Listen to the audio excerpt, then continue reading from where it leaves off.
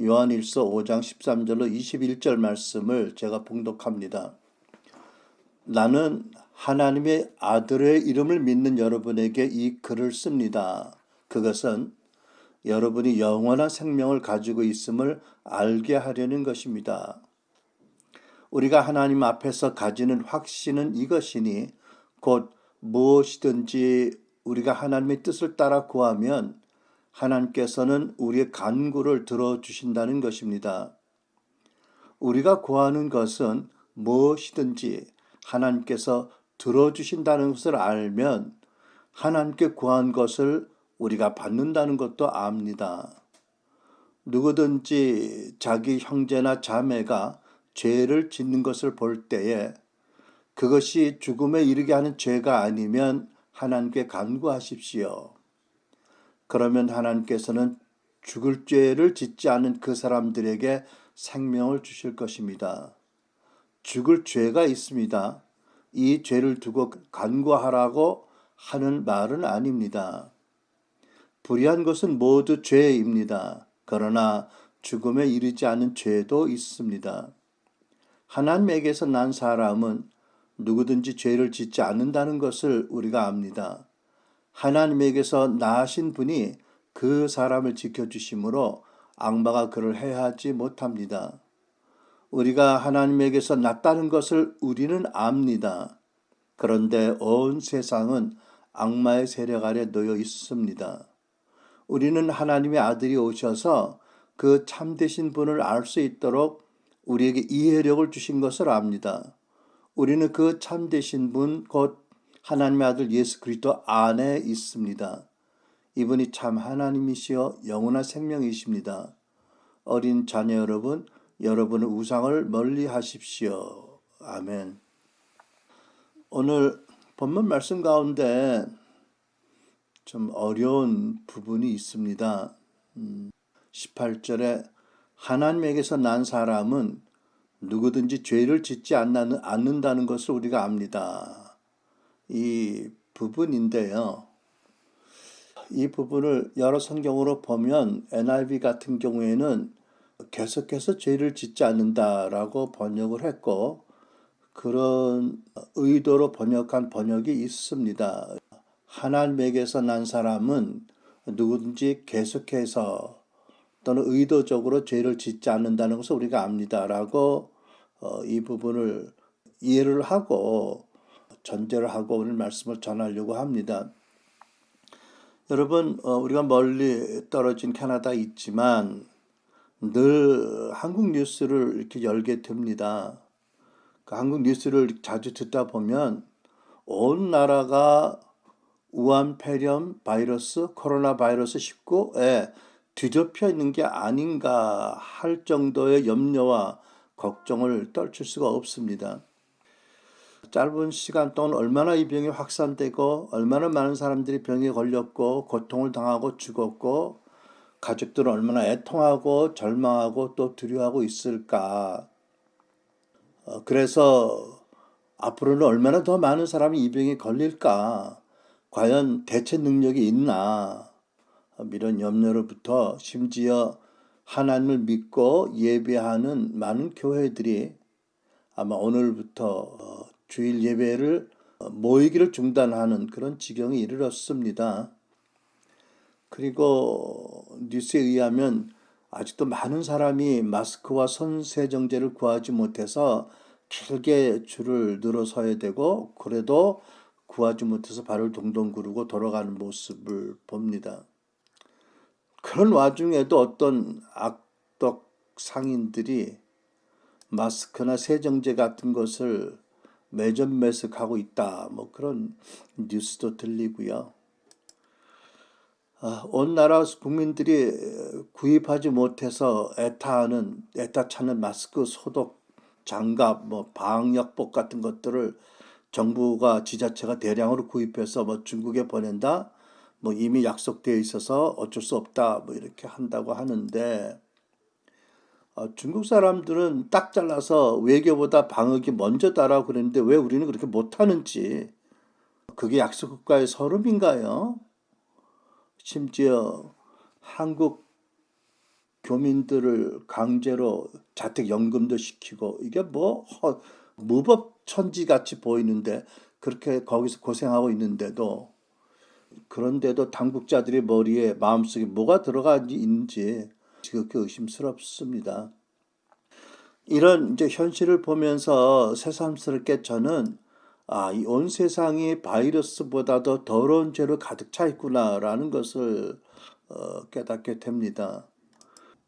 코로나19 바이러스 이전에 이 세상이 아까 본문에도 말씀이 있지만 온 세상은 악마의 세력 안에 놓였습니다라고 말씀했지만 이 온 세상이 가지가지 허다한 죄악으로 가득 차 있는 것이 아닌가라는 것을 실감하게 됩니다. 물론 이렇게 말하는 저 자신도 문득문득 생각해 봅니다.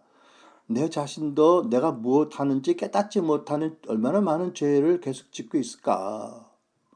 예수님께 십자가에 달려서 돌아가실 때 그렇게 용서하셨죠. 아버지여 저들을 사하여 주옵소서 저들이 자기가 하는 짓을 알지 못합니다. 아마 저들 가운데 저도 포함되어 있지요. 여러분도 있어야 되고 있는 줄 압니다. 그래서 내가 무엇을 하는지 모르고 짓는 죄들이 얼마나 많은지 그렇기 때문에 그 죄를 회개하기 위해서 범한 죄에 속한 말씀의 권능이 얼마나 나를 짓누르고 있는지 생각해 보고 그 눌림이 아주 오래전부터 일상화되어서 어떻게 보면 내 삶에 최적화되어서 그 눌림의 고통마저 느끼지 못하고 사는 게 아닌가. 그러면서 또 얼마나 많은 사람들을 더럽히는 것인가. 이런 걸 생각해 보면 세상을 보고 나를 보고도 참 예수님 안에서 너무나 구원이 감사하고 아버지 사랑과 은혜가 너무나 크지만 한편으로는 너무 마음이 아프고 좀 답답해지기도 합니다. 얼마 전에 이런 얘기를 들었어요. 여러분 다 아시는 얘기인지 모르겠는데 언제부터인가 한국에서 아파트를 새로 짓는 단지에는 그 빗물 처리장 시설이 필수적으로 들어가야 된다고 합니다. 그러니까 비가 내리기 시작해서 5분 동안에 모여주는 그 지표수는 반드시 저장을 해서 거기서 정수 처리를 하고 배수를 해야 된다고 합니다. 5분이 지난 다음에 흘러내리는 지표수는 특별히 정수 처리를 안 해도 괜찮다고 합니다. 그런데 처음 5분 동안에 모이는 빗물은 반드시 법적으로 정화 처리를 해서야 배수를 해야 된다고 합니다. 왜냐하면 도시에 보면 대부분이 아스팔트나 시멘트로 덮여 있잖아요. 그래서 흙이 그런 그 능력이 있는데 흙이 덮여져 있고 그런데다가 비가 갑자기 쏟아지면 5분 동안에 모이는 물은 굉장히 많은 유해한 물질이 섞여 있다고 그래요. 그게 뭐냐면 비가 오기 전에 공기 중에 있던 많은 유해 물질이 이렇게 땅에 떨어져서 아스팔트나 세멘트, 콘크리트 위에 떨어지면 그것이 비가 막 내리면 5분 동안에 모여지는 그 표면수는 엄청나게 유해로운 물이어서 정수를 해야 된다. 그렇지 않으면 아주 심각한 공해 문제가 일어나기 때문에 그래야 된다고 하는데 그 말을 듣고 보면 참 우리가 디디고 다니는 우리가 차를 타고 다니든 그 땅에도 얼마나 많은 유해 물질이 쌓여 있는가. 우리가 물론 마스크를 전에도 썼지만 우리가 숨 쉬고 사는 공기 안에도 눈에 보이지 않는 오염물질이 얼마나 많은가. 참 심각할 정도다. 그러니 5분 동안의 지표수를 특별히 법적으로 정수 처리를 하도록 되어 있는 걸 보면 참 심각하다. 이런 생각을 한 적이 있는데요. 요즘 바이러스 사태를 보면서 우한 바이러스 참 바이러스도 바이러스지만 그 바이러스 오염에 고통받는 사람들 포함해서 불쌍한 여러 우리 사람들을 포함해서 서민들 그 외에 얼마나 많은 죄악들이 지금도 광범위하게 자행되고 있나.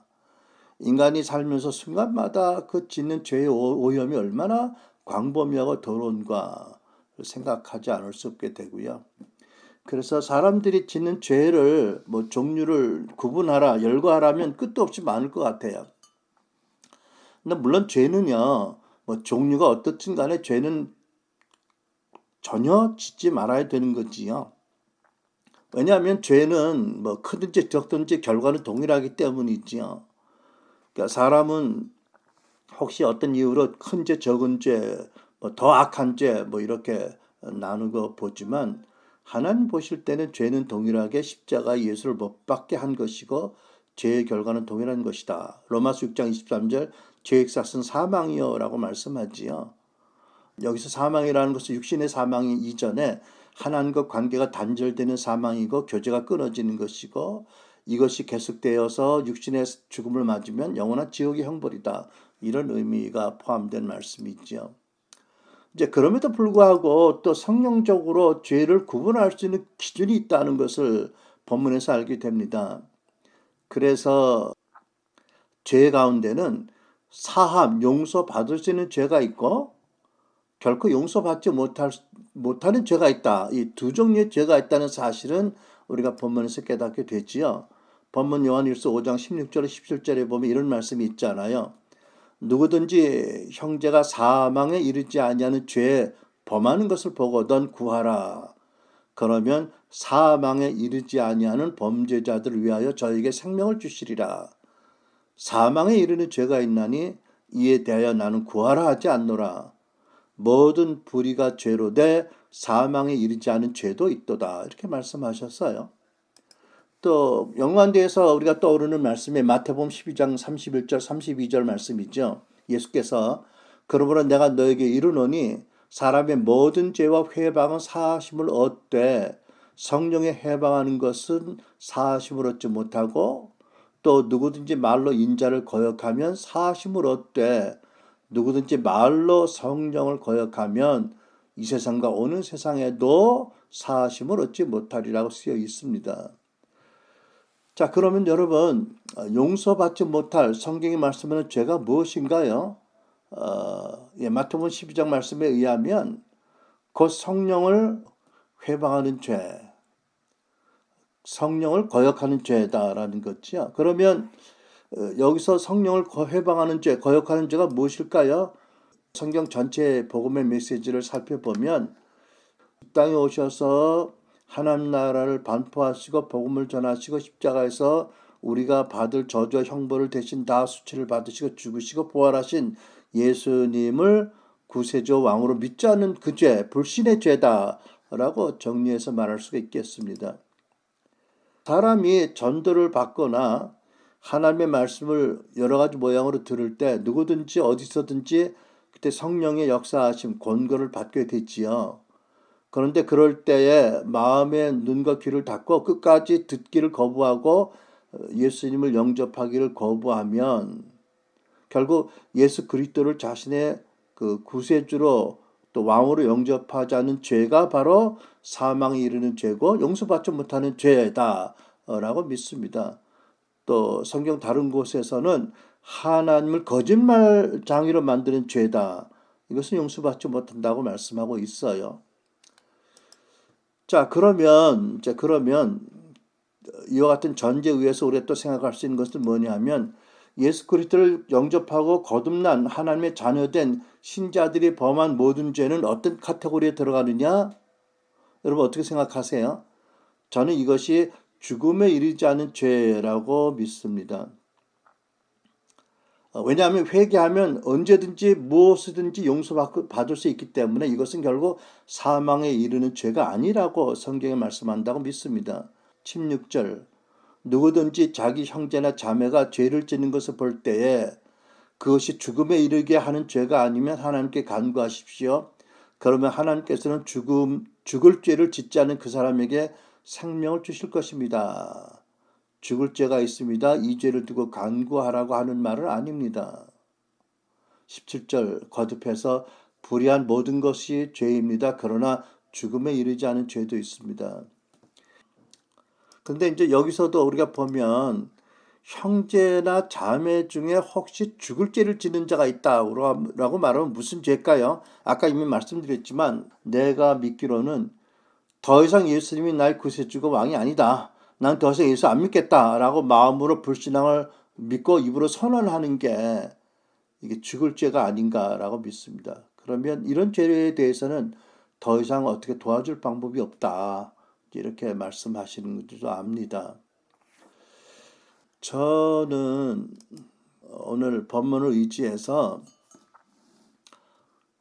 저와 여러분에게 혹시 어떤 이유로 죽음에 이르게 하지 않은 죄인데도 불구하고 어떤 죄를 반복적으로 동일한 죄를 계속 짓는 것이 있지 않는가 돌이켜 볼 수 있기를 원합니다.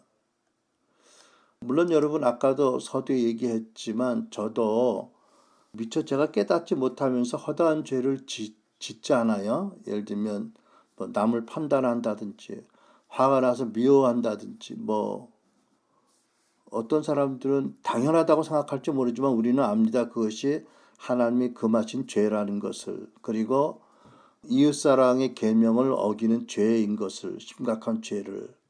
근데 워낙 죄가 관여하니까 뭐 판단하고 정죄하고 미워하고 원망하고 이런 것들을 심각하게 여기지 않는 것이 오늘날 큰 문제인데, 아무튼 이것이 죽음에 이르게 하는 죄는 아니지만 하나님을 근심케 하는 죄고, 하나님이 우리를 향해서 사랑과 인내를 오래 참으시지만 어느 한계를 지나면 하나님이 징계하실 수밖에 없는 죄다라는 것을 분명히 깨닫게 되기를 바라는 것입니다. 물론 여러분, 우리가 예수님을 믿고 영접할 때 예수의 보혈로 또 예수의 죽음과 부활로 우리가 덮임을 받았기 때문에 우리가 성령으로 하나님의 새 피조물 자녀로 거듭났지요. 그래서 우리가 예수를 믿고 성령 안에서 예수에 연합되어 있기 때문에 이미 우리는 신분적으로 소속적으로 거룩한 존재입니다. 그러나 여러분, 우리가 잘 알듯이 구원의 첫 번째 은혜가 우리 죄의 모든 형벌에서 우리가 사함을 받고 예수와 하나로 연합돼서 하나님의 자녀로 온전하게 거룩한 존재가 되어진다 라는 것이 구원의 첫 번째 큰 축복이라면, 두 번째 축복은 그 존재성에 합당하게, 정체성에 합당하게 말씀을 따라 생각하고 사고하고 말하고 살아가는 법, 하나님을 섬기는 법을 하나하나 익혀가서 성도로 합당하게 마음이 변화되고 성화되고 삶이 변화되는 것, 이것이 두 번째 축복으로 연결되어지는 축복인데, 근데 이제 이 부분에서 우리가 아직도 미숙하기 때문에 우리는 죄를 많이 짓고 사는 존재이다, 이런 것을 우리가 전제로 놓고 얘기하는 거죠. 근데 여러분, 어쨌든 죽음에 이르게 하지 않은 죄를 짓는다면 당연히 그 죄로 인한 그 큰 두 가지가 있다면, 하나는 죄의 형벌이고 직접적인 형벌이고, 두 번째는 죄의 영향력인데, 뭐 죄의 영향에 대해서는 너무나 광범위하니까 따로 얘기를 드리더라도, 우리가 1차적으로는 예수님 안에 있기 때문에 죄의 형벌은 이미 면제받은 거, 용서받았어요. 그죠? 그러니까는 하나님과 관계가 영원히 차단된다든지 영원한 지옥의 죽음을 당한다, 이런 것은 전혀 우리에게 해당되지 않습니다. 그죠? 왜? 예수님이 대속하셨기 때문에, 또 우리가 그 예수를 믿고 예수 안에서 거듭났기 때문에, 고린도후서 말씀처럼 우리가 예수님과 합해서 한 영으로 성령 안에서 한 영이 되었기 때문에, 또 요한복음 5장 24절 말씀처럼 내가 진실로 진실로 너에게 이르노니 내 말을 듣고 또 나 보내신 이 하나님을 믿는 자는 영생을 얻었고 심판에 이르지 아니하나니 사망의 생명으로 옮겼느니라 하셨고, 본문에도 내가 이 편지를 쓰는 이유는 너희들이 영생이 있는 것을 알게 하려 하심이라고 말씀했잖아요. 그죠? 근데 이제 영생이 있는 것을 알게 하려 한다고 요한 사도가 썼음에도 불구하고 죽음에 이르지 않은, 사망에 이르지 않은 죄를 짓고 있는 사람들이 있다고 말씀하고 있는 거지요. 그러니까 여러분, 예를 들어 보면 이제 구약의 인물이지만 다윗의 경우에 우리가 잘 알지요. 유부녀 바세바와 간음하고 그의 남편 우리아를 고의적으로 살인했습니다. 그럼 마음이 편했을까요? 잠시 눈이 멀어서 그 짓을 했다고 쳐도, 눈이 두 번 멀었지만 어쨌든 잠시 미쳐서 그 짓을 했다고 해도 얼마나 그 다윗이 괴로웠을까요? 그런데다가 그래도 회개 안 하니까 하나님이 나단 선지자를 보내셔서 공격적으로 책망을 하셨죠. 아마 그 선지자 책망을 듣고 얼마나 그 하나님을 두려워했을까요, 다윗이? 그런데도 불구하고 한동안은 어떤 무서운 부정적인 결과가 현상에 나타나지 않았습니다. 하나님께서는 당신의 마음에 합당하다고 말씀하신 그 다윗, 많은 은총을 입고 정말 많은 사랑을 받았고 하나님을 한때는 그 마음이 좀 희색이 되었지만 정말 하나님을 사랑했던 다윗이 이스라엘의 왕으로서 이스라엘 목자로서 도저히 지을 수 없는 죄를 거듭거듭 짓는 데다가 선지자를 보내기 전까지는 회개하지 않은 다윗을 보고 인내하시고 기다리고 참으시다가 도저히 어쩔 수 없어서 결국 다윗과 밧세바 둘 사이에 난 아기를 죽게 하는 형벌을 내리셨잖아요. 그러니까 이제 이것이 우리 신약 성도들에게 적용한다면 사망에 이르지 않은 죄이지만 죄를 계속 짓고 회개하지 않으면 하나님께서 필요하다고 판단되실 때 내린 징계의 대표적인 사건이지요. 그러니까는 이것은 우리 입장에서 본다면 우리가 지은 죄의 형벌은 예수님 대신 받으셨기 때문에 형벌은 아닌데 징계인 거지요. 그것도 하나님 참으로 은혜로우셔서 오래 참고 기다리시고 회개를 기다리시고 여러 가지로 회개를 촉구하시고 그래도 돌이키지 않을 때 하나님이 내리시는 엄연한 징계의 대표적인 경우이다. 그러니까 우리가 분명히 알 것은 뭐냐면 우리가 예수를 믿어 구원받은 것은 우리의 불신앙의 죄로 인한 하나님의 영원한 진노의 형벌에서 예수님의 대속으로 벗어난 거지요. 죄를 지은 결과 중에 첫 번째, 죄의 형벌의 용서를 받은 거지요. 두 번째, 죄로 인한 여러 가지 영역에서의 뒤틀림, 또 잘못된 것들까지 자동적으로 예수 믿을 때 모든 사람에게 다 회복되는 건 아니다라는 것을 우리가 알아야 될 것입니다. 그렇죠? 그러니까 사실 우리는 신분적으로 소속적으로 하나님의 거룩한 백성이 되고 하나님의 아들 사랑받는 아들 딸이 되었지만 사실 우리가 성화의 과정에 들어가기 전까지 우리는 구원받기 이전과 별로 크게 달라지지 않은 내면을 가지고 신앙생활을 시작한 거지요. 그러니까 하나님께서 어떤 죄는 계속 짓지만 사망에 이르지 않은 죄가 있다. 그러나 너희들이 그런 이들을 볼 때 충고하고 간구해주고 타이르고 권면하고 중보하고 동일시 회개하라 이렇게 말씀하는 거지요. 그래서 정리해 보면 구원받은 다음에 우리 크리스찬들이 짓는 개별적인 죄는 더 이상 이제 형벌이 아니고 그 죄에 대한 징계가 있을 수 있다. 하나님의 말 못할 사랑과 지혜 가운데서 그 징계가 당장 떨어지지는 않지만 그것은 전적으로 징계 시행은 하나님의 선택에 따라 있지만 법적으로 그 징계는 유효한 것이다. 라는 것을 우리가 명심해야 될 것입니다. 저는요, 이 말씀을 왜 오늘 전하냐 하면 요즘 특히 한국의 코로나 바이러스 감염증이 한국의 많은 교회들 가운데도 있지 않아요? 생겼는데도 특별히 신천지 교회 안에서 그렇게 어마어마하게 확진자들이 나오는 걸 보면서 참 이상하게 생각되고 그래서 그것을 동기로 이렇게 생각을 하게 된 것 같아요. 제가 물론 그들이 우리 일반 교회에서 말하는 이단이기 때문에 그렇다 또는 그래서 그들이 죄를 특별히 많이 지어서 그렇다 또는 뭐 그들이 너무 가까이 붙어 앉아서 뭐 열정적으로 예배를 드려서 그렇다 뭐 그런 것 때문만은 아니라고 믿어요.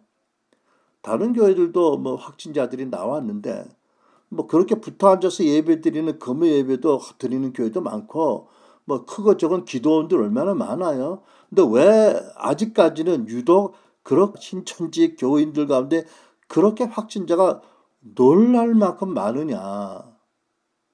이걸 보면서 이게 무엇을 내가 배워야 될까? 내가 무엇을 이 사태를 보면서 깨달아야 될까 생각하다가 본문의 말씀이 떠오르게 된 겁니다. 그리고 특별히 오늘의 본문의 마지막에 이렇게 기록되어 있잖아요.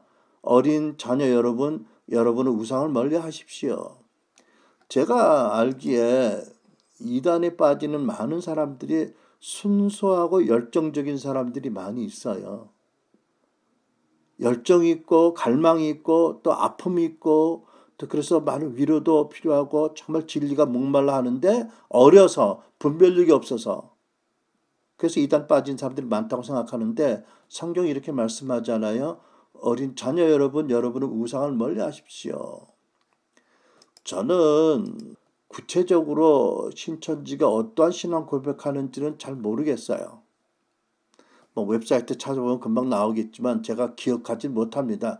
그냥 평범한 목회자 한 사람으로 내가 신천지 때문에 어떤 직접적으로 간접적으로 피해를 당해보지 않아서 그런지 모르겠는데, 물론 영혼들이 귀하지만 그냥 상식적인 수준으로만 제가 알고 있는데, 그런데도요, 요즘 뭐 언론의 조작이나 뭐 과대 보도도 있겠지만 다시 자기들이 하나님과 예수를 믿는, 왜 성령을 빠지는지 모르겠지만 하나님과 예수를 믿는 크리스찬이라고 말하면서도 어떤 목적을 가지고 의도적으로 거짓말을 많이 한다든지, 특히 자기들의 그 정체성을 감추는 것, 그거는 근본적인 문제가 있다는 거 아닌가요?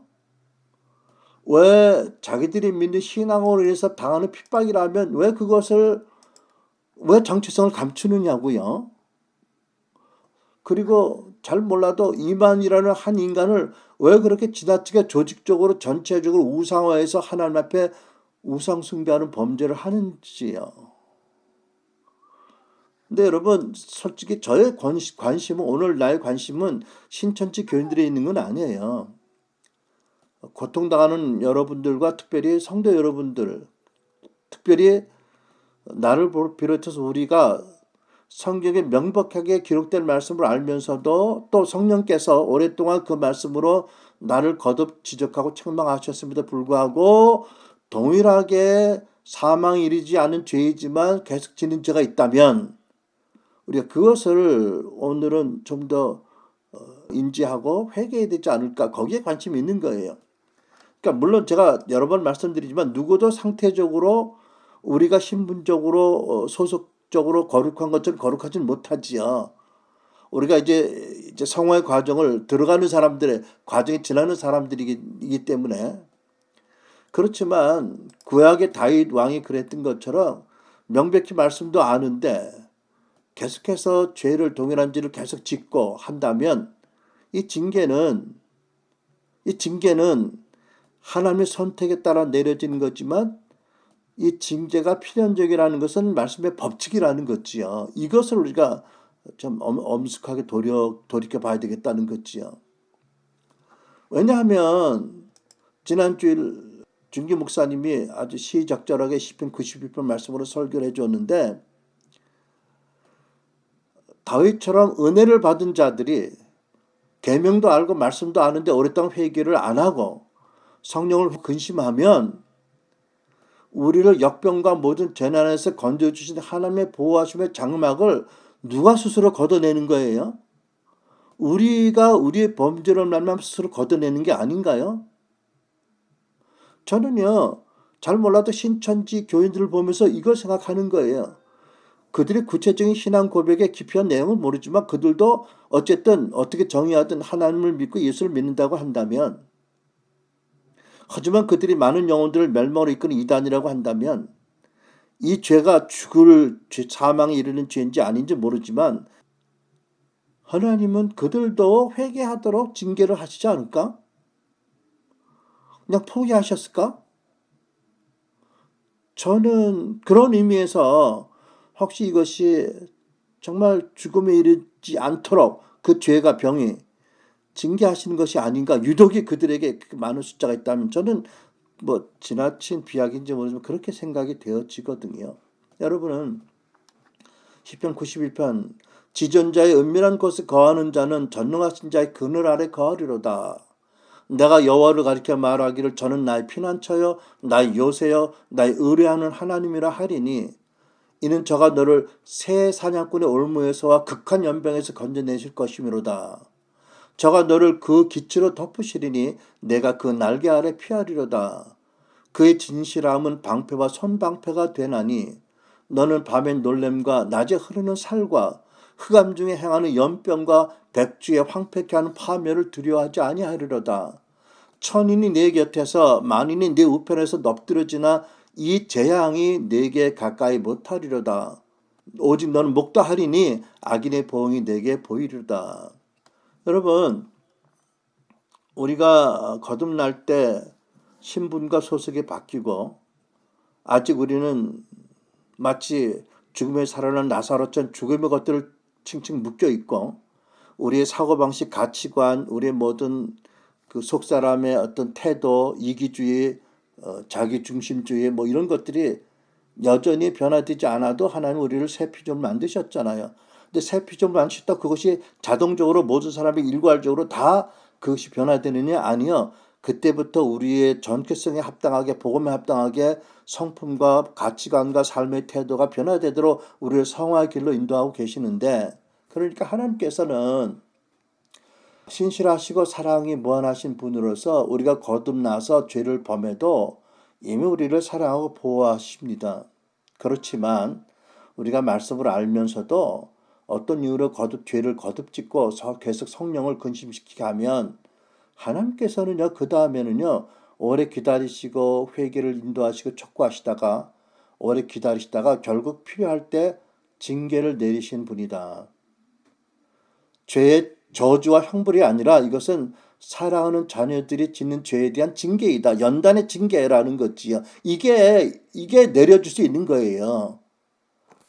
그리고 우리가 받는 그 징계한 모습은 대부분의 모습은 우리 스스로의 죄로 인해서 우리가 하나님의 보호하시는 장막과 그 은혜의 날개 바깥으로 스스로 나가는 모습이다. 비가 쏟아지는데 우산을 받지 않고 우산 바깥으로 나가서 비를 맞는 꼴이 되어진다라는 것이 제 생각입니다. 물론 여러분 어떤 중에든지 그런 와중에서도 잊지 말아야 될 것이 이것이죠. 이것이 우리가 그리스도를 믿는 한 이 어떤 결과든지 어떤 아픔이든지 고통이든지 이것이 우리 진 죄의 형벌이 아니다. 완고한 우리를 깨닫게 하고 회개케 하시는 그래서 십자가 안에서 다시 사랑과 연합을 원하시는 교제를 원하시는 하나님의 사랑하는 자녀들이 주는 징계다라는 이 진리를 명심해야 될 것입니다. 고린도후서 7장 10절로 11절 하나님의 뜻에 맞는 슬픔은 회개하여 구원에 이르게 하므로 후회할 것이 없습니다. 보십시오. 하나님의 뜻에 맞는 슬픔으로 얼마나 많은 변화가 여러분이 일어났습니까?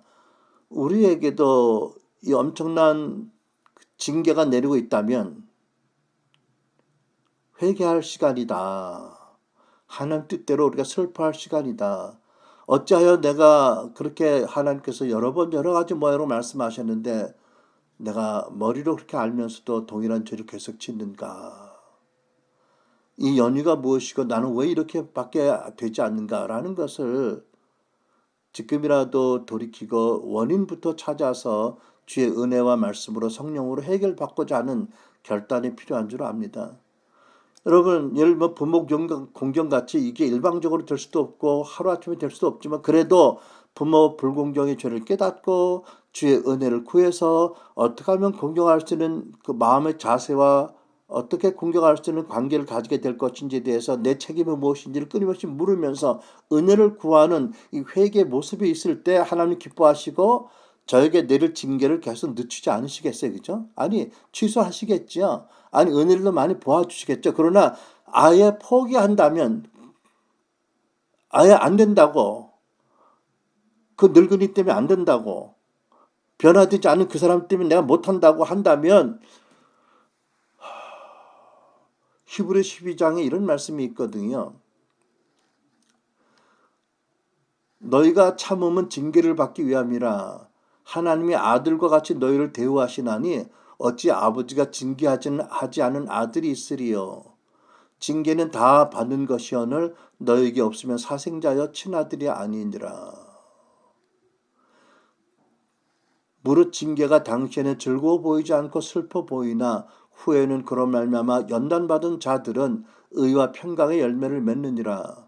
그러므로 피곤한 손과 연약한 무릎을 일으켜 세우고 너의 발을 위하여 곧은 길을 만들어 말씀의 길을 따라서 저는 다리로 하여금 어그러지지 않고 고침을 받게 하라. 여러분 코로나 바이러스로 인해서 큰 고통과 두려움과 말할 수 없는 그런 애통함이 있지만 이 가운데 우리는 하나님 앞에서 이것이 하나님의 사랑하시는 이들을 향한 징계일 수 있다. 하나님이 나를 오래 기다리고 계실 수 있다. 그러나 징계는 마땅히 받는 것인데 그래도 아파하기 때문에 얼마나 아플까 생각해서 하나님이 미루고 계시고 돌이키기를 자원해서 하나님 뜻에 맞는 합당한 슬픔으로 회개하기 원하시지만 고집 부리면 징계가 임할 수 있다. 우리가 징계를 받기 전에 하나님을 사랑하는 자들로서 하나님의 자녀로서 합당하게 회개하고 하나님 뜻에 합당한 슬픔으로 회개하고 하나님께 돌아가자. 그러면 천인이 무너지고 만인이 넘어져도 하나님 우리를 지키시는 그 보호하심이 어떤 역병과 재난에서도 우리를 지키실 것이다. 라고 저는 여러분에게 전하고 싶은 것입니다. 또 제 자신에게도 가슴에 새기고 싶은 거지요. 같이 기도하시겠습니다. 여러분 잠시 기도할 때 잠시 우리가 소킹 음악을 들으면서 성령께서 과연 내가 어떤 죄를 머리로는 말씀을 알면서도 거듭해서 회개하지 않고 있어서 자칫 징계가 나의 머리 위에 나의 가족들 위에게 임할 수도 있다. 엄미한 두려움을 가지고 기도할 수 있는 시간 갖게 되길 원합니다. 기도하겠습니다.